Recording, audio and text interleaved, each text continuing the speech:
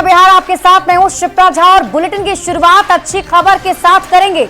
आज शाम पटना वासियों को एक नई लाइफ लाइन मिलने जा रही है। जेपी गंगा पथ के 5वें चरण का मुख्यमंत्री नीतीश कुमार उद्घाटन करने वाले हैं।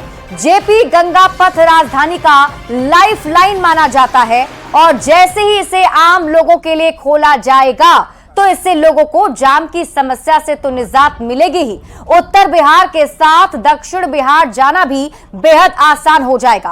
पथ निर्माण मंत्री नितिन नवीन ने कहा कि यह पथ उत्तर बिहार को दक्षिण बिहार से जोड़ेगा। साल 2022 में जेपी गंगा पथ के पहले चरण का उद्घाटन हुआ था और अब 2025 में इसका पूर्ण रूप से उद्घाटन किया जाएगा। तो बड़ी खबर आपको बता रहे हैं। आज जेपी गंगा पथ योजना का पूरी तरह से उद्घाटन होने जा रहा है। 2013 में इस योजना का कल्पना माननीय मुख्यमंत्री जी ने एक सपना देखा था और 2000 माननीय नंदकिशोर यादव जी जो उस समय के तत्कालीन पथ निर्माण मंत्री थे, इस योजना को शुरुआत कराई थी।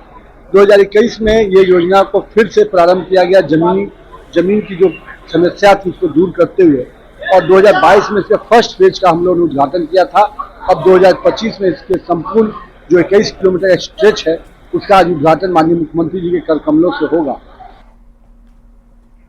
और एक अधिक जानकारी के साथ हमारे साथ न्यूज 18 संवाददाता आनंद अमृतराज लाइव जुड़ रहे हैं, सीधे उनका रुख करेंगे। आनंद, आज बड़ी खुशखबरी की बात है बिहार वासियों के लिए, एक बड़ी सौगात भी है। क्या कुछ तैयारियां अभी वहां पर आप देख पा रहे हैं? कब मुख्यमंत्री पहुंचेंगे? देखिए, जो तैयारियां हैं उसकी तस्वीर भी दिखा रहे हो, आपको बताते भी जा रहे। कुछ देर के बाद मुख्यमंत्री नीतीश कुमार यहाँ पर पहुंचे, लेकिन फिलहाल विधानसभा अध्यक्ष नंदकिशोर यादव, डिप्टी सीएम विजय सिन्हा सहित पथ निर्माण मंत्री नितिन नवीन सहित कई अधिकारी यहाँ पर पहुंचे हुए और कुछ देर के बाद मुख्यमंत्री यहाँ पर पहुंचेंगे और दीघा दीदारगंज का जो रोड है आज उसका लोकार्पण करेंगे। और लगभग 20.5 किलोमीटर की लंबाई का ये जो बनाया गया है सड़क, उसका आज लोकार्पण हो रहा है। और जाहिर सी बात है, पटना को गंगा किनारे किनारे एक ऐसा तोहफा पटना वासियों के लिए मिला है जो पटना वासी देखकर मुग्ध हो सकते हैं।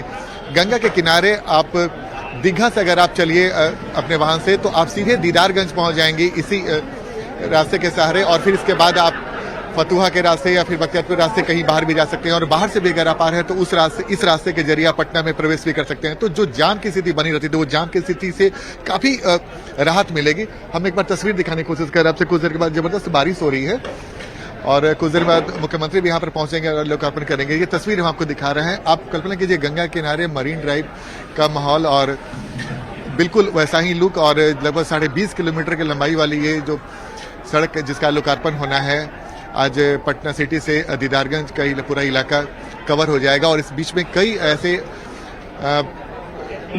स्थान है जहां पे आने में लोगों को सहूलियत होगा। गुरुद्वारा हो, पीएमसीएच हो या फिर पटना से बाहर जाने का रास्ता, उस तमाम लोगों को सहूलियत मिलेगी जिन्हें इस रास्ते से जाना पड़ता है। तो लगभग ये 3831 करोड़ की लागत से इसका निर्माण किया गया है और लगभग 20.5 किलोमीटर इसकी लंबाई है।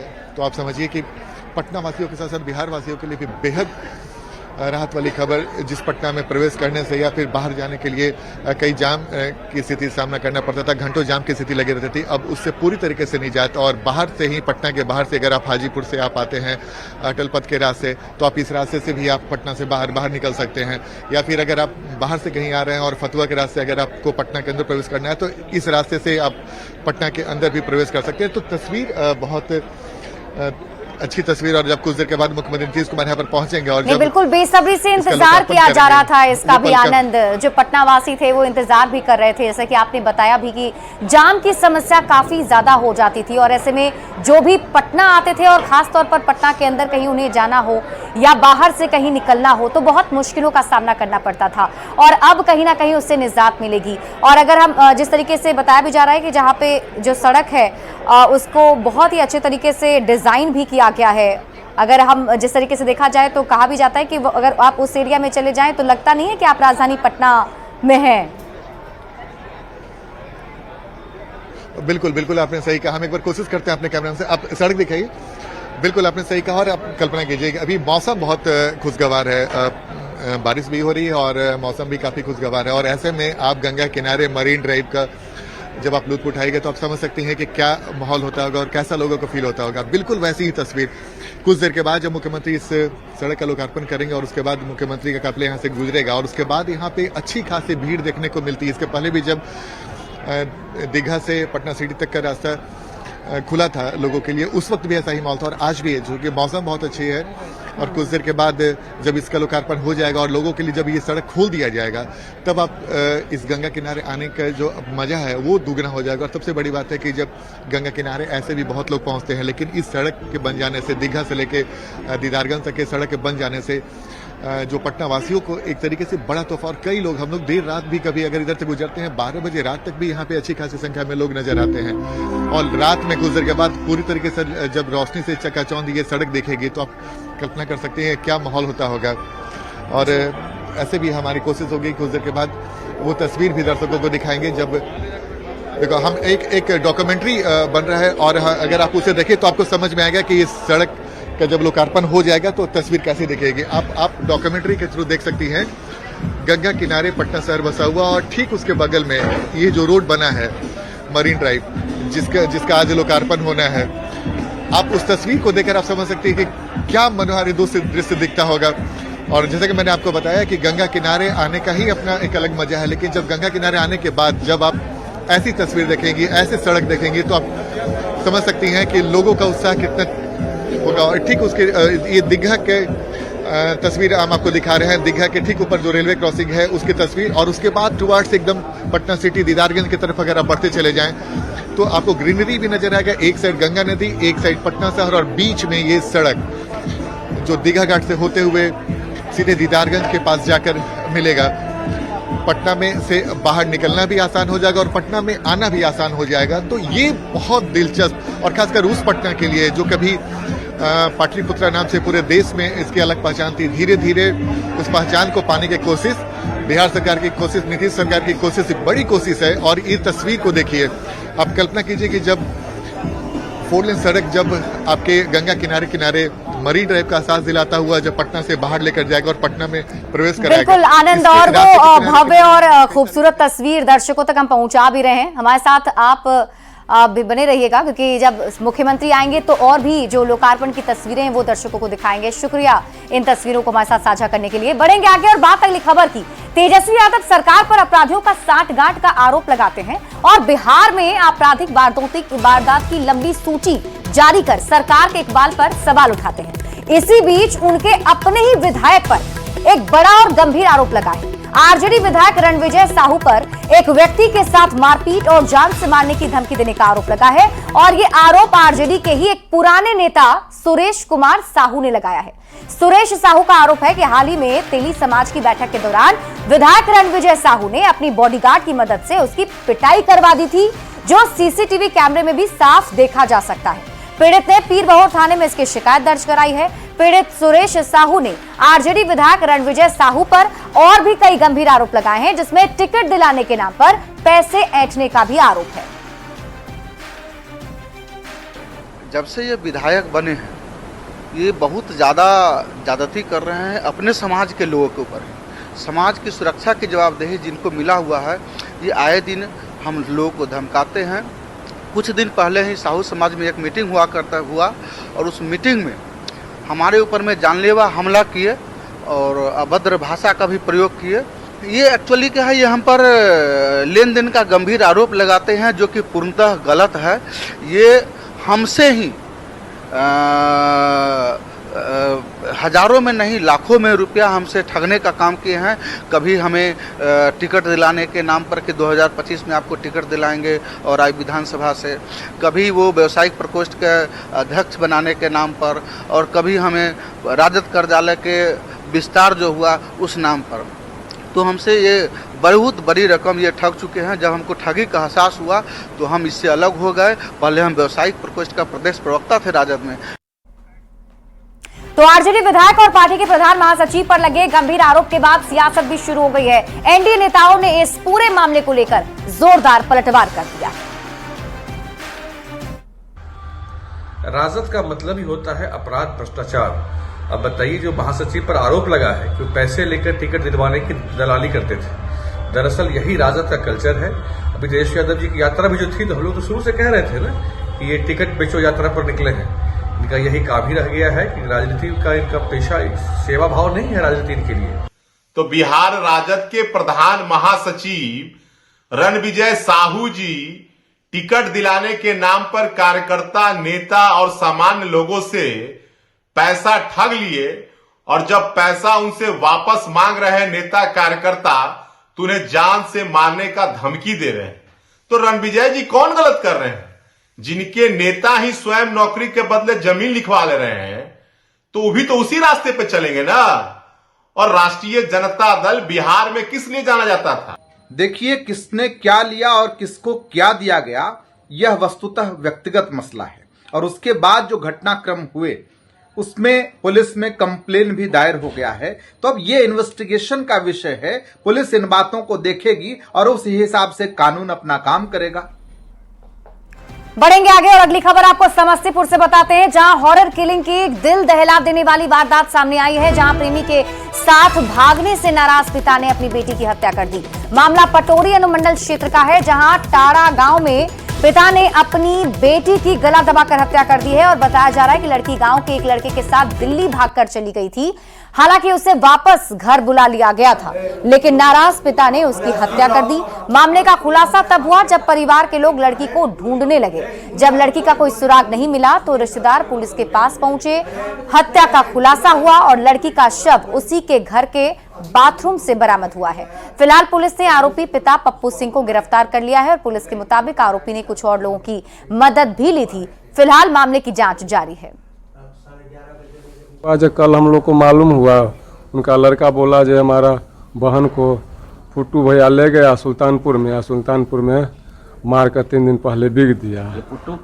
पुट्टू हुआ पप्पू सिंह का भगना हुआ, हमारा शाहरुख का लड़का हुआ।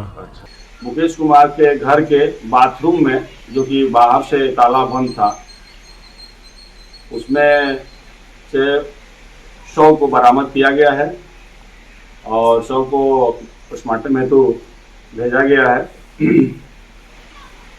मुकेश कुमार को गिरफ्तार किया गया है। वहीं बिहार के डिप्टी सीएम विजय सिन्हा ने तेजस्वी यादव पर पलटवार किया है और कहा है कि अगर किसी राज्य में अपराध होता है और अपराधियों के खिलाफ कार्रवाई नहीं होती है, लेकिन तेजस्वी यादव अपराध का आंकड़ा जारी कर आरजेडी के जंगल राज पर पर्दा डालने की कोशिश कर रहे हैं। गिरफ्तारी भी करती है, एक्शन भी लेती है। आप बताओ कि कार्रवाई नहीं हुआ, सरकार को विपक्ष की जिम्मेवारी है आईना दिखाने का, और वो आईना दिखाए और सरकार एक्शन नहीं लेगी तब प्रश्न उठाने का है। लेकिन ये सिर्फ लोगों को बरगलाना है, अपने जंगल राज गुंडा राज के पाप को छुपाना है और आंकड़ा जारी करना है। नवादा से बीजेपी सांसद विवेक ठाकुर ने नेता प्रतिपक्ष तेजस्वी यादव पर जमकर हमला बोला है और उन्होंने कहा कि तेजस्वी यादव को इसलिए विकास नहीं दिखता क्योंकि वो विकास देखना ही नहीं चाहते। जब देखने की नीयत ही नहीं होगी तो फिर चाहे कितना भी विकास हो जाए आपको नजर नहीं आएगा। कोई देखना चाहेगा तभी तो दिखेगा, कोई देखना ही नहीं चाहेगा। विकास कभी उस परिवार का पर्याय हो ही नहीं सकता है। तभी कभी हुआ है क्या उनका भाषा रहता था कि रोड क्यों नहीं बनना चाहिए, तुमने दरवाजा पर पुलिस तुरंत आ जाएगा। तो जब ऐसा संकुचित सोच के साथ बिहार एक काले कालखंड से गुजर के निकला है तो स्वाभाविक है स्वीकारता में तो समस्या है। जनता को दिख रहा है, उनको लग रहा है कि अरे क्या समय था, आनंद तो भी ले रहे हैं उस रोड पे चलकर, लेकिन दुर्भाग्य है। केंद्रीय गृह मंत्री अमित शाह ने कहा है कि बिहार में इस बार एनडीए सबसे बड़ी जीत दर्ज करेगा और नीतीश कुमार के नेतृत्व में ही चुनाव लड़ेगा, जिस पर बीजेपी के राष्ट्रीय प्रवक्ता शाहनवाज हुसैन ने कहा कि बिहार में एनडीए ऐतिहासिक जीत दर्ज करेगा और तेजस्वी यादव की जो हैसियत है वो विपक्ष के पूर्व नेता की रह जाएगी। अमित शाह जी ने सही कहा है कि एनडीए बहुत बड़ी जीत दर्ज करेगी और नीतीश कुमार जी के नेतृत्व में चुनाव लड़ेगी। तो इसमें कोई शक नहीं है कि बहुत भारी जीत होनी है। इस बार तेजस्वी यादव को विपक्ष के नेता पद के लायक भी सीट नहीं मिलने वाली। वो पूर्व मुख्यमंत्री उप मुख्यमंत्री तो कहलाते हैं, लालू जी पूर्व मुख्यमंत्री कहलाते हैं, राबड़ी जी पूर्व मुख्यमंत्री कहलाते हैं, लेकिन तेजस्वी यादव जी पूर्व विपक्ष के नेता कहलाएंगे, यानी इतनी सीट भी नहीं आएगी कि विपक्ष के नेता का दर्जा मिल जाए। 16 मार्च से पश्चिम चंपारण से शुरू हुई कांग्रेस की पलायन रोको नौकरी दो पदयात्रा पटना पहुंच गई है, लेकिन जिस चेहरे की अगुवाई में ये पदयात्रा शुरू हुई उस पदयात्रा में नेता ही नदारद दिख रहे हैं। कन्हैया कुमार के नेतृत्व में यात्रा तो शुरू हुई, लेकिन शुरू से वे इस यात्रा से नदारद ही दिखे। कांग्रेस की पलायन रोको नौकरी दो यात्रा जो है वो पदयात्रा जो भितरहवा से शुरू हुई थी आज पटना पहुंच गई है और कल इसका समापन होना है। देखिए जो कांग्रेस के वर्कर्स हैं वो लगातार आगे बढ़ रहे हैं और ये तस्वीर है पटना सिटी इलाके की, जहां पर कांग्रेस के कार्यकर्ता और नेता लगातार आगे बढ़ रहे हैं। पटना सिटी में जो गुरुद्वारा है वहां से आज इसकी शुरुआत हुई है और यह पदयात्रा जो है वो अब गुरु के बाग इलाके में पहुंच गई है। हालांकि जो नेतृत्व कर रहे हैं उनकी वो कहीं दिख नहीं रहे हैं, कन्हैया कहीं नहीं दिख रहे हैं। हालांकि बाकी के जो कांग्रेस नेता हैं वो तो दिख रहे हैं, लेकिन कन्हैया कहीं नजर नहीं आ रहे हैं और बाकी के कार्यकर्ता लगातार और नेता आगे बढ़ रहे हैं। और ये तस्वीर देखिए, ये पलायन रोको नौकरी दो पदयात्रा जो है वो फिलहाल पटना सिटी इलाके में कन्हैया का इंतजार किया गया, लेकिन कन्हैया पहुंचे नहीं। बाइट लेना है, बोलिए मुद्दा बताइए। देखिए हम लोग तो अभी आ गए हैं, बाल गृह में आ गए हैं जो हमारा गुरुद्वारा से संबंधित है, लेकिन इस मैदान में हमारे जो इस सभा का कार्यक्रम का जो है विशेष कार्यक्रम होने वाला है। कन्हैया नहीं दिख रहे हैं। हाँ, कन्हैया जी नहीं दिख रहे हैं, हमें उनके बारे में अभी तक हाँ हमें उनके बारे में अभी तक जानकारी नहीं है। और चल रहा था ना कांग्रेस का राष्ट्रीय अधिवेशन, राष्ट्रीय अधिवेशन उनको बुलाहट हुआ, गए 4 बजे उनका प्रोग्राम है सुल्तानगंज में, रहेंगे वो 4 बजे। राष्ट्रीय अध्यक्ष भी रहेंगे, कन्हैया भी रहेंगे, प्रदेश अध्यक्ष सब रहेंगे उसमें। सबसे बड़ा सवाल यही है कि आखिर कन्हैया कहाँ गए, कन्हैया इस पदयात्रा में क्यों नहीं है। संजय कुमार, न्यूज़ 18 पटना। वहीं हम के राष्ट्रीय अध्यक्ष और बिहार सरकार मंत्री संतोष सुमन ने आरजेडी के मुसहर सम्मेलन को पकड़ुआ सम्मेलन बताया है।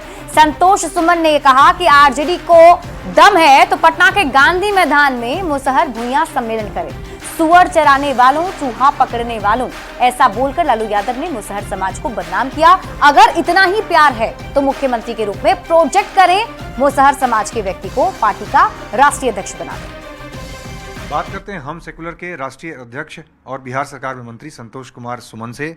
संतोष जी, जिस तरह से आरजेडी का सम्मेलन हुआ, मुसहर भुइयां सम्मेलन, उसके बाद आपको लग रहा है कि आपकी पार्टी के वोट बैंक में सेंधमारी कर पाएगी आरजेडी?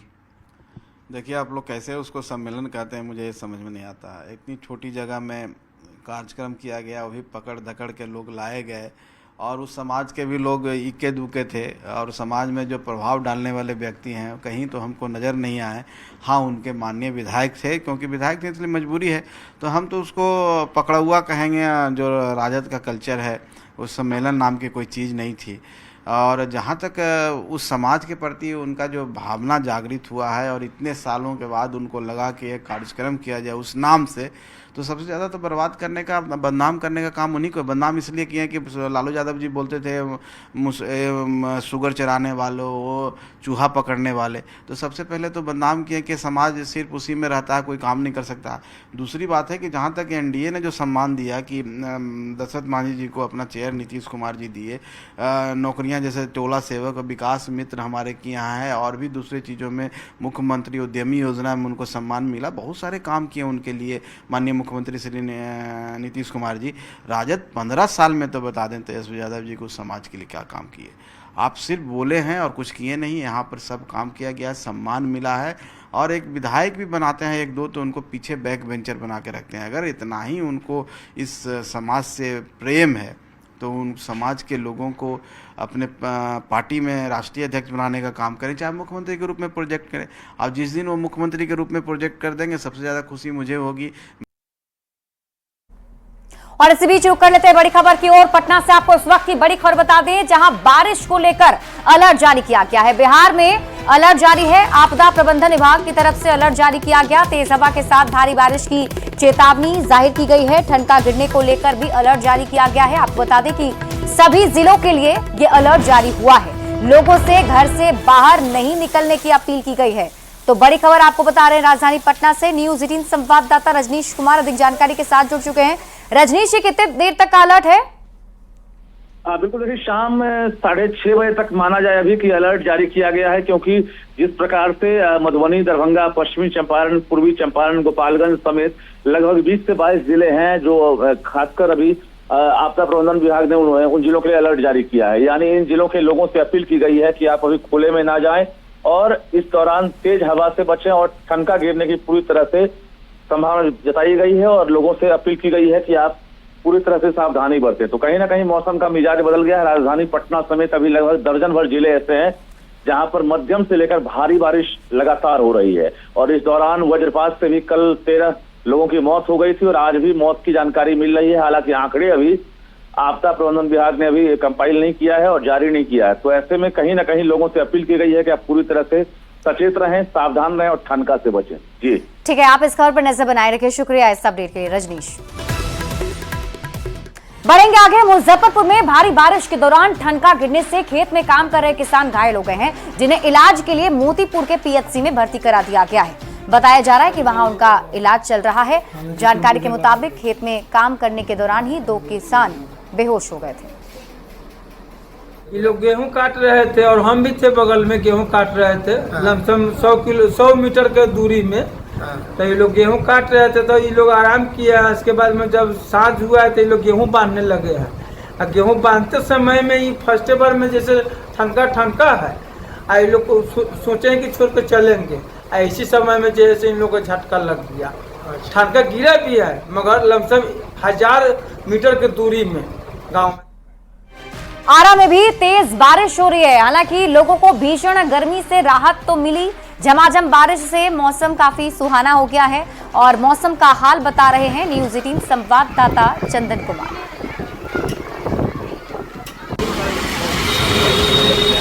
भीषण गर्मी से लोगों को राहत मिलती दिख रही है। देखिए इस वक्त दिन में ही अंधेरा छा गया है। पूरे जिले में जो है अचानक मौसम में बदलाव आया है, जिसके कारण तेज आंधी के साथ झमाझम बारिश हो रही है और अभी भी देखिए तेज हवा चल रही है और भारी बारिश भी हो रही है और भीषण गर्मी से लोगों को थोड़ी बहुत राहत मिलती जरूर दिख रही है। बहुत सारे मरीज हैं जो गर्मी से, इतना ही गर्मी में बहुत ज्यादा परेशान थे। बारिश पड़ने से वो राहत तो हुई है। भीषण गर्मी से इस बारिश ने थोड़ी बहुत राहत जरूर दी है और लोगों को काफी गर्मी से राहत मिलती दिख रही है। हालांकि ये आम और लीची के फसल को तो फायदेमंद होगा ये बारिश, लेकिन गेहूं की फसल को ये नुकसान पहुंचा सकता है। इसको लेकर के किसान भी काफी चिंतित हैं। चंदन कुमार, न्यूज 18 भोजपुर। और फिलहाल इस बुलेटिन में